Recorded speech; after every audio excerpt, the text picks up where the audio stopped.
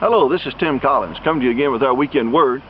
Last week I talked about waiting, and this week I want to talk about dreams, specifically about waiting on dreams. The prophet Joel prophesied in Joel chapter 2, verse 28 rather. Afterward, I will pour out my spirit on all people. Your sons and daughters will prophesy. Your old men will dream dreams. Your young men will see visions.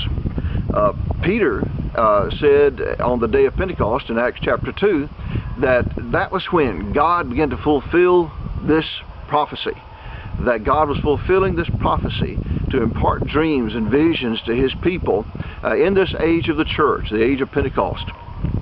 So I want to use for an example the life of Joseph.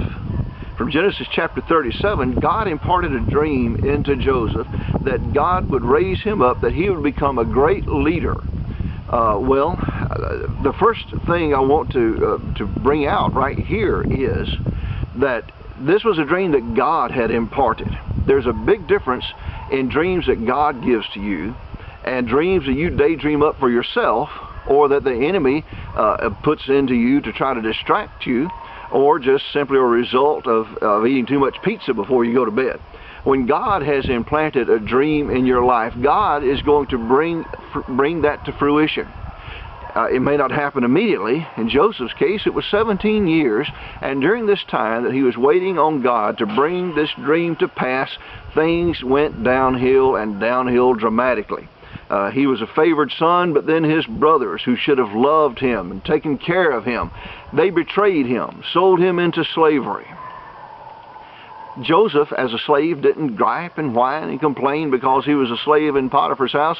Joseph became the best slave in the house. God says, or the Bible says, that Potiphar put Joseph in charge of his whole household, didn't care about anything.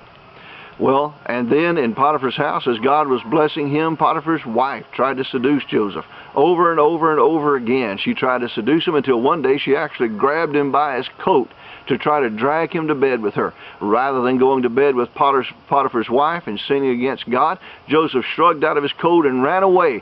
Potiphar's wife falsely accused Joseph. Potiphar, in order to please his wife, threw Joseph into prison. So Joseph goes from favored son to betrayed to falsely accused and imprisoned.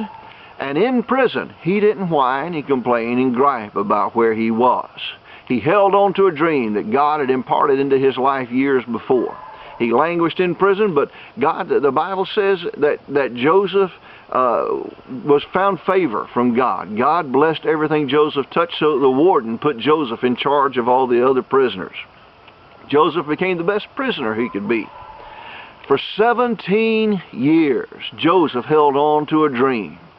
There was finally a time when a cupbearer, butler to the king, was about to be released, and he promised to mention Joseph, to try to get the king to release Joseph. But when the cupbearer got into the presence of the king, he totally forgot Joseph. You know how that feels. For 2 more years, Joseph was in prison, but being the best prisoner he could be, until one day the king called for him. I want you to notice this.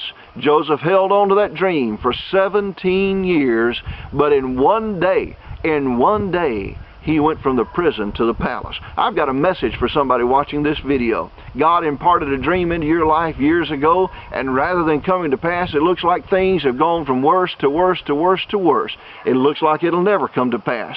I'm going to tell you, hold on to that dream that God imparted to you. Stressing again, the dream that God imparted to you, not what you daydreamed up for yourself, but the dream that God imparted to you. Because in one day, God can bring that to pass. When it's God's time, in one day, you will wake up one morning in that prison, in that dungeon, and you'll lay your head on a pillow that night in the palace of the king, because God's bringing it about. You are where you are because God is prepositioning you to bring about the dream that he imparted into your life.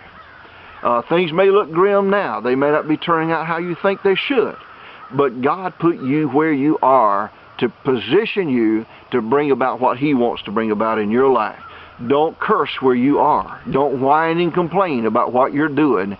Do your very best. Be pleasing to God, obedient to God, and God, when it's in his time, in one day will bring you from the prison to the palace.